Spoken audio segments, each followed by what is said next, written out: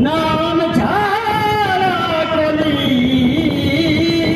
जुगे कोनो गति নাই।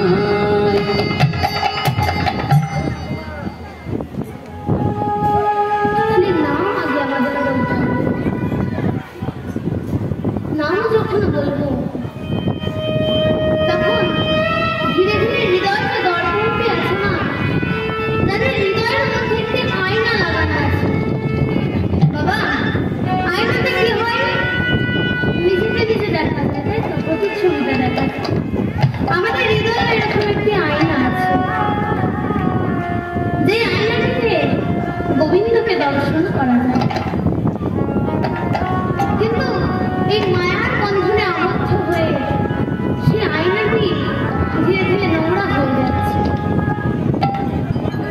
তো যখন আমরা নাম বলবো, সেই হৃদয় দর্পণ আমাদের পরিষ্কার হয়ে যাবে।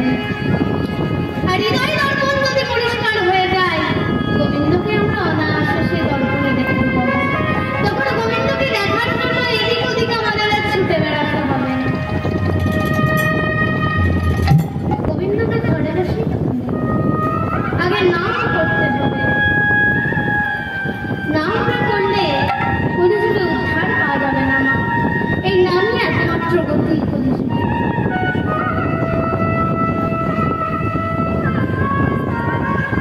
তাহলে মাগো, এতক্ষণ তো নাম ভক্তের মধ্যে ছিল, তাহলে চলুন এবার একটি ভক্তের এক ভক্ত চরিত্র আমরা বর্ণনা করব, এক ভক্ত চরিত্র আস্বাদন করব।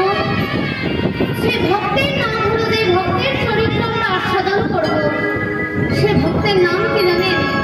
সে ভক্তের নাম হলো ভক্ত রঘুনাথ মিশ্র।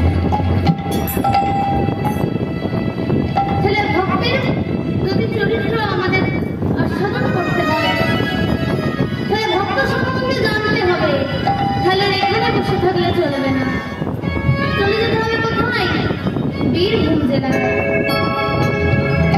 সেই বীরভূম জেলায় ইন্দ্রবিল্ল বলে একটি গ্রাম আছে, সেখানে সেই ভক্তের বাড়ি।